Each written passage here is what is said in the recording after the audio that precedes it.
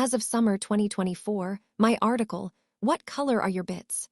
has been online 20 years, and people are still linking to it as a benchmark.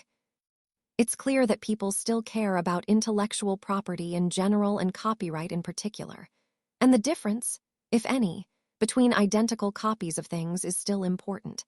But the most salient issues today are not directly related to the verbatim copying that was a big deal in 2004 and was the main topic of What Color.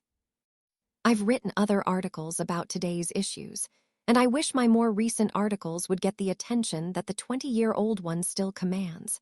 They are more relevant now. In particular, people in 2024 care a lot about how intellectual property issues and creators' rights relate to material that is not actually created by humans, like the output of so-called generative AI. I talk about that in some detail in my article on training and copyright on the 11 Freedoms site. I don't think the copyright issues associated with generative models are actually so new after all, and they are best understood using the existing concept of fair use. Copyright holders worry about how to exercise control over the use of their creative material for training models, but that begs the question of whether copyright holders ever had, or should have, a right to any such control. If a human can read a book and learn from it, and then write their own books, why shouldn't a computer? Another of my recent articles, possibly my most important one ever, discusses two conflicting points of view somewhat like the views of computer scientists and lawyers below, but in the realm of institutional hearing and promotion. That is my 2021 piece on scarcity, abundance, and lost careers. The difference between lawyers and computer scientists might be said to reflect a difference between abundance and scarcity. Recognizing that a work can be copied at effectively zero cost makes works plentiful, whereas extending ownership of the original to ownership of all copies greatly reduces the supply of works, and then either view has important consequences. Similarly, institutions that see promotion candidates as being abundant or scarce will operate differently from each other and will have difficulty comprehending each other's points of views. The tension between scarcity and abundance leads to dysfunctional situations like the elite overproduction, currently eating up some North American cultures. I think there's a way to understand that and several other current issues in a consistent framework. Now, the historical article on color. There's a classic adventure game called Paranoia, which is set in an extremely repressive utopian futuristic world run by the computer. Who is your friend? Looking at a recent LawMeme posting and related discussion, it occurred to me that the concept of color-coded security clearances in Paranoia provides a good metaphor for a lot of copyright and intellectual freedom issues, and it may illuminate why we sometimes have difficulty communicating and understanding the ideologies in these areas. An article based on this one, and its follow-ups, by me, Brett Bonfield, and Mary Fran Torpy, appeared in the 15 February 2008 issue of LJ, Library Journal. In Paranoia, everything has a color-coded security level, from infrared up to ultraviolet, and everybody has a clearance on the same scale. You are not allowed to touch, or have any dealings with, anything that exceeds your clearance. If you're a red troubleshooter, you're not allowed to walk through an orange door. Formally, you're not really supposed to even know about the existence of anything above your clearance. Anyone who breaks the rules is a commie mutant traitor, subject to the death penalty. Much of the game revolves around the consequences of the security levels. For instance, Friend Computer might assign a team of red troubleshooters to repaint a hallway that ought to be orange, but was painted yellow by mistake the commie mutant traitors. It's quite likely in such a case that the troubleshooters will all end up shooting each other for treason against Friend Computer, since none of them are allowed to touch the paint, go near the hallway, or talk about their mission, and they're all charged with enforcing the rules on one another. In intellectual property and some other fields, we're very interested in information, data, artistic works, a whole lot of things that I'll summarize with the term bits. Bits are all the things you can, at least in principle, represent with binary ones and zeros. And very much of intellectual property law comes down to rules regarding intangible attributes of bits. Who created the bits? Where did they come from? Where are they going? Are they copies of other bits? Those questions are perhaps answerable by metadata, but metadata suggests to me additional bits attached to the bits in question. And I'd like to emphasize that I'm talking here about something that is not properly captured by bits at all and actually cannot be, ever. Let's call it color, because it turns out to behave a lot like the color-coded security clearances of the paranoia universe. Bits do not naturally have color. Color, in this sense, is not part of the natural universe. Most importantly, you cannot look at bits and observe what color they are.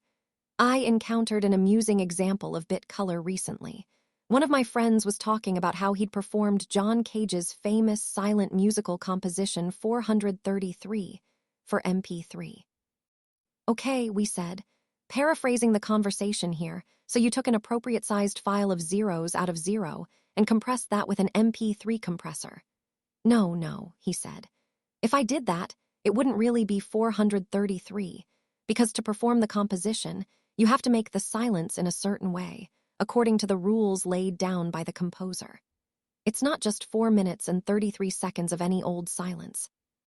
My friend had gone through an elaborate process that basically amounted to performing some other piece of music 4 minutes and 33 seconds long, with a software synthesizer and the volume set to 0. The result was an appropriate-sized file of zeros, which he compressed with an MP3 compressor. The MP3 file was bit-for-bit identical to one that would have been produced by compressing 0. But this file was, he claimed, legitimately a recording of 433, and the other one wouldn't have been. The difference was the color of the bits. He was asserting that the bits in his copy of 433, MP3, had a different color from those in a copy of 433.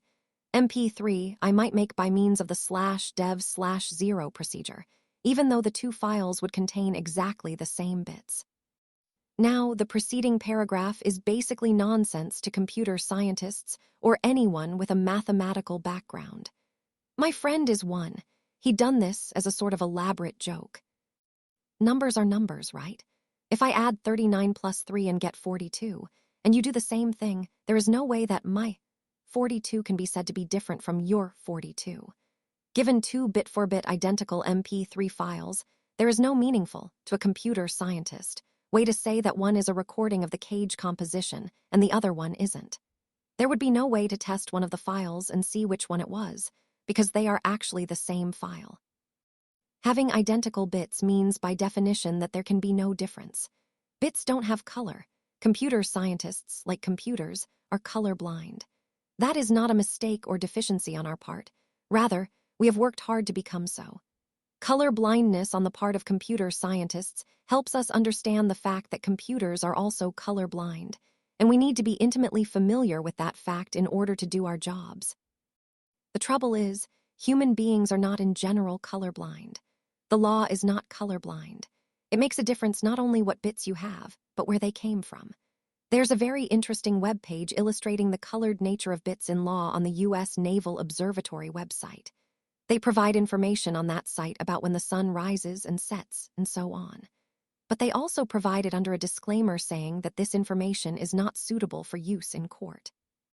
If you need to know when the sun rose or set for use in a court case, then you need an expert witness, because you don't actually just need the bits that say when the sun rose. You need those bits to be colored with the color that allows them to be admissible in court, and the USNO doesn't provide that. It's not just a question of accuracy. We all know perfectly well that the USNO's numbers are good. It's a question of where the numbers came from. It makes perfect sense to a lawyer that where the information came from is important, in fact, maybe more important than the information itself. The law sees color. Suppose you publish an article that happens to contain a sentence identical to one from this article, like, "The law sees color." That's just 4 words, all of them common, and it might well occur by random chance. Maybe you were thinking about similar ideas to mine and happened to put the words together in a similar way. If so, fine. But maybe you wrote your article by cutting and pasting from mine. In that case, the words have the color that obligates you to follow quotation procedures and worry about derivative work, status under copyright law, and so on.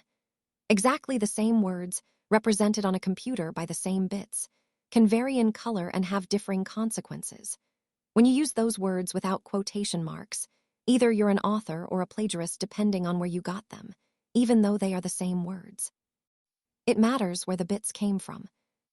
I think color is what the designers of Monolith are trying to challenge, although I'm afraid I think their understanding of the issues is superficial on both the legal and computer science sides.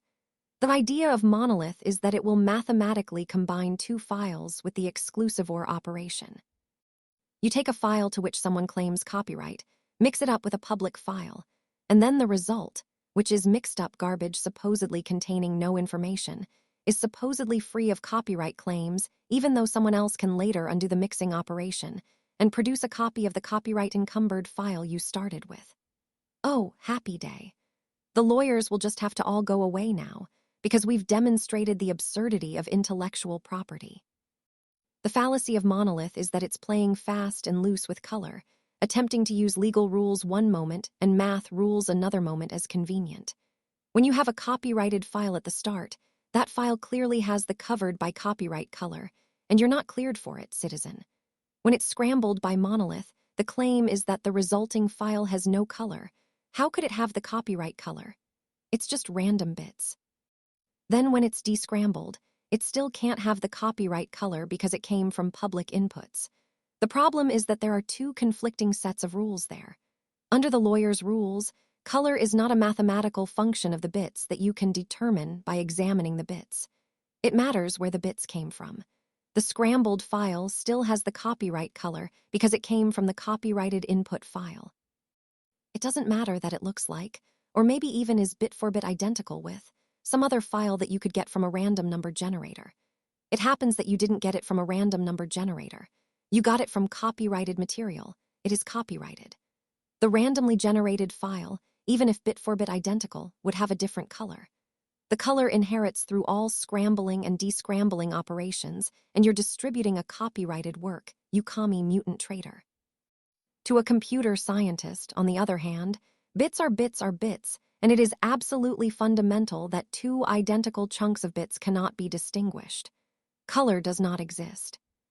I've seen computer people claim, indeed, one did this to me just today in the very discussion that inspired this posting, that copyright law inescapably leads to nonsense conclusions like, if I own copyright on one thing, and copyright inherits through XOR, then I own copyright on everything because everything can be obtained from my one thing by XORing it with the right file. That sounds profound only if you're a color-blind computer scientist. It would be boring nonsense to a lawyer because lawyers are trained to believe in and use color. And it's obvious to a lawyer that the color doesn't magically bleed to the entire universe through the hypothetical random files that might be created someday. You could create the file randomly, but you didn't. Maybe you could create a file identical to the complete works of Shakespeare by XORing together two files of apparently random garbage. Why, so can I, or so can any man, but that doesn't mean that I am William Shakespeare. This idea of color is a problem for communication between those of us who work in the world of computers, where color does not exist, and those of us who work in the law, where color exists and is important. Lawyers will ask computer scientists questions about how to determine the color of bits, like, how can friend computer prevent the commie mutant traders from making illegal copies of files, while still allowing loyal troubleshooters to use disk copying equipment? And computer scientists will find it difficult to say anything in response that the lawyers can comprehend, because a big part of computer science is about understanding that color does not exist. Someone who cares a lot about what color the bits are, and spends a lot of resources on trying to answer that question, is a dangerous idiot if not a commie mutant traitor. In intellectual property, law the color of bits exists and is of absolutely paramount importance. A computer scientist who won't tell what color the bits are is being deliberately unhelpful, and a computer scientist who denies the very existence of color, as any conscientious computer scientist must eventually do, is a dangerous idiot and or a commie mutant traitor. There are several ways we could try to avoid the issue. Computer scientists who want to try to be helpful may say, okay, you, the lawyer, are a dangerous idiot, but I have to work with you or be thrown in jail as a commie mutant traitor as happened to Dmitry Sklarov, so I'll try to address your concerns. You say there is some special property of some bits, and we need to know which bits have this property. Fine. We'll attach tags to the files to say what color they are. In the copyright realm, that's the rights management information solution. It's what they do with DVDs region coding, VHS tapes Macrovision, Adobe eBooks. You may not read this file aloud. CDs, SCMS, and many other formats. The trouble is, if we as computer scientists are intellectually honest about it, we'll have to admit that it can't really work. The tags are just more bits. You can write a tag that says, "This is an orange tag," but it will be made out of bits, and so it can't really have a color because color does not exist. It will just be a colorless tag saying, "This is an orange tag." It will be subject to all the consequences of the fact that color does not exist, such as the fact that the tag could be stripped out somewhere down the line. The computer scientists are aware of that. We have to be, because knowing about the non-existence of color is what makes us computer scientists in the first place. What we are doing with rights management information is simulating color in a computer science-y way. But lawyers will seize on the possibility of doing this kind of simulation and say, "See, you admit it. You can recognize the color of bits after all." And then conclude from there that all the other rules they want to make, such as red troubleshooters may not walk down orange hallways, are meaningful in the computer science realm. They'll say, "You can recognize the color of bits after all." Rather than color exists after all, because the idea of color not existing in the first place is not within their imagination. The fact that color is something real is so fundamental to law that it can't be challenged. Of course, color exists. We lawyers think about color so much that we think we can see it. Why can't you? Maybe there is something wrong with your eyes. As computer scientists, we need to make clear that color simulated by colorless tags saying, "This is an orange tag," and such, is still only a simulation. The properties that color is supposed to have do not automatically come with the tags, because those properties are color, the tags are bits, and bits do not have color. Even bits that talk about color do not have color themselves. There is no such thing as color. Another thing computer scientists will try to do is to treat color as a function, in the strict mathematical sense of function, of the bits, maybe an uncomputable function, in the strict mathematical sense of uncomputable, maybe intractable, but a function nevertheless. We either do that because we mistakenly believe that color really is a function, or because we're a little more sophisticated, we know that it's not a function, but we think that we can fake it closely enough with a function to get the lawyers off our backs. Either way, the idea is that we should be able to look at bits and somehow determine, from the bits themselves, what color they ought to be. Treating color as a function is almost the same as attaching tags to the bits. The difference is that, when the color is a function of the bits, we don't have to worry about the tags being detached. On the other hand, when the color is a function of the bits, we can never have more than one possible color for a given sequence of bits. Monolith depends on exploiting this problem. It assumes that one file can only ever have one color, asserts that the color of its output file is the "you may copy this" color because of the correct claim that fixing any other single unchangeable color would raise legal problems, and then follows the logic to a claim that it can produce what would otherwise be an illegal copy of the copyrighted input without breaking copyright law. One color per file was never one of the lawyer's rules of color. It's merely a consequence of color is a function, and color being a function is just something we computer people decided to believe because functions make sense to our training and color doesn't. Color is not actually a function at all. Trying to infer the color from the bits may seem like an okay thing to do as long as bits are tied to physical objects. You can examine a paper document and determine whether it is an original or a photocopy. You can probably examine something purporting to be a photograph and determine whether it is a photograph of a real scene or something more complicated. But even in the analog realm, determining color by examination is not always possible. You can't determine by looking at a photograph of two people having sex whether they consented to the sex or not, let alone whether they consented to the making of the photograph. That's a color distinction that is not a function of the bits that make up the photograph, and it's true even of analog photographs. Other important questions, which you may or may not be able to answer by examining a photograph, are those things actually humans or some kind of simulation? And how old are they? Those questions may have been difficult with analog. They become even more difficult with digital.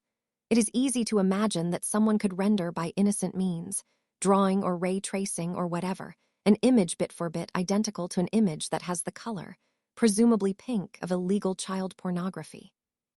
In that case, depending on your view of such things, it may matter where the bits came from to the determination of whether they are pink, illegal, or green, legal. Identical bits may have different color. Child pornography is an interesting case because I find myself, and I think many people in the computing community will find themselves, on the opposite side of the colorful/colorblind gap from where I would normally be. In copyright, I spend a lot of time explaining why color doesn't exist, and it doesn't matter where the bits came from. But when it comes to child pornography, I think maybe color should make a difference, if we're going to ban it at all. It should matter where it came from, whether any children were actually involved, who did or didn't give consent, in short, what color the bits are. The other side takes the opposite tack. Child pornography is dangerous by its very existence, and it doesn't matter where it came from. They're claiming that whether some bits are child pornography or not, and if so, whether they're illegal or not, should be entirely determined by strictly a function of the bits themselves. Legality, at least under the obscenity law, should not involve color distinctions. I think computer scientists could actually understand color a lot better than we do, because there are places in computer science where color does matter. I already mentioned the idea of quoting and plagiarism, identical words, are or are not okay to use without quote marks in an academic paper depending on their color. Those of us with degrees are able to follow the rules for that because people who aren't get kicked out of school before finishing their degrees. That's a general academic application of color. If you've any exposure to metrology, not meteorology, I mean the science of measurement, you'll be familiar with the idea of tracing the pedigree of standards. Down in the chemistry lab, they have a big jar of buffer solution with a label asserting that it not only has a pH of exactly 7, but that its pH is traceable to such and such primary standard, through a chain that probably terminates at the National Bureau of Standards in Boulder, Colorado, USA. That's color. Not only do you know the pH of the buffer solution, but you know where it came from. Someone other than the National Bureau of Standards might be able to produce a buffer solution that is just as good and just as accurately 7 pH. If you have a sample of good pH 7 buffer solution, it might be indistinguishable from the real traceable standard solution. But it wouldn't really be the traceable solution unless it had the intangible color to make it authentic. The computer science applications of color seem to be mostly specific to security. Suppose your computer is infected with a worm or virus. You want to disinfect it. What do? You boot it up from original write-protected install media. Sure, you have a copy of the operating system on the drive already, but you can't use that copy. It's the wrong color. Then you go through a process of replacing files, maybe examining files, swapping disks around, and carefully write-protecting them. Throughout, you're maintaining information on the color of each part of the system and each disk until you've isolated the questionable files, and everything else is known to be the not infected with virus color. Note that developers of web applications in Perl use a similar scorekeeping system to keep track of which bits are tainted by influence from user input. When we use color like that to protect ourselves against viruses or malicious input, we're using the color to conservatively approximate a difficult or impossible to compute function of the bits. Either our operating system is infected, or it is not. A given sequence of bits either is an infected file or isn't, and the same sequence of bits will always be either infected or not. Disinfecting a file changes the bits.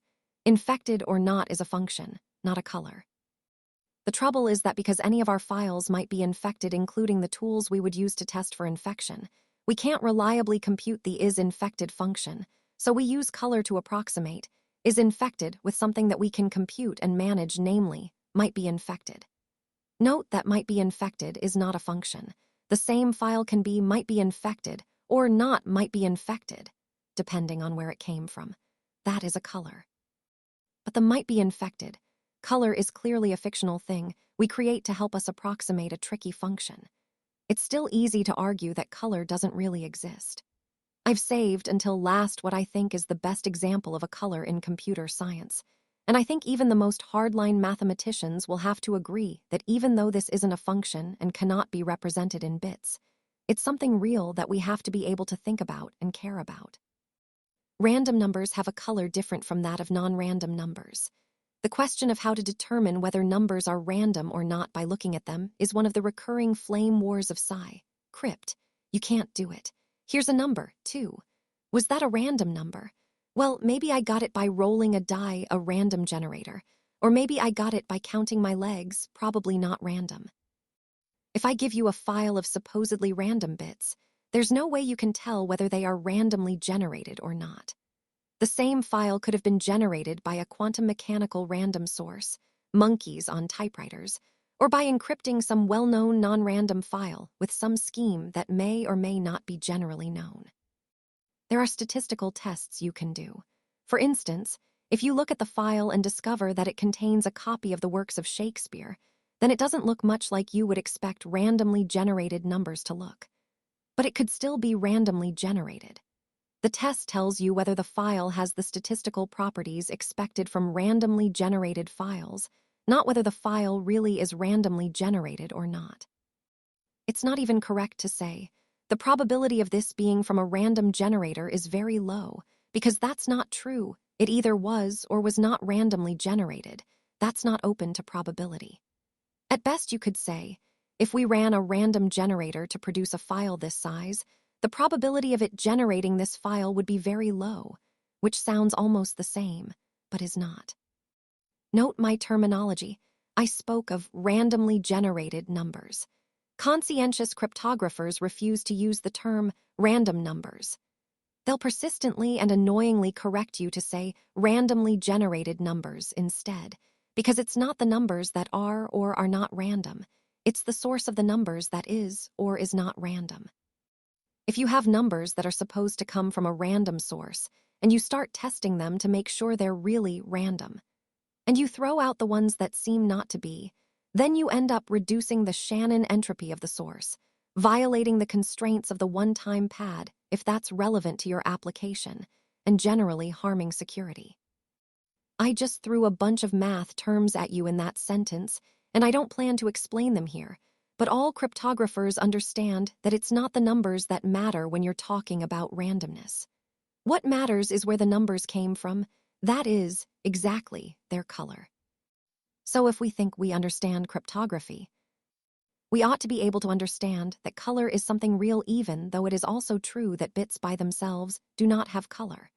I think it's time for computer people to take color more seriously, if only so that we can better explain to the lawyers why they must give up their dream of enforcing color inside Friend Computer, where color does not and cannot exist. Maybe then they'd stop trying to shoot us as commie mutant traitors.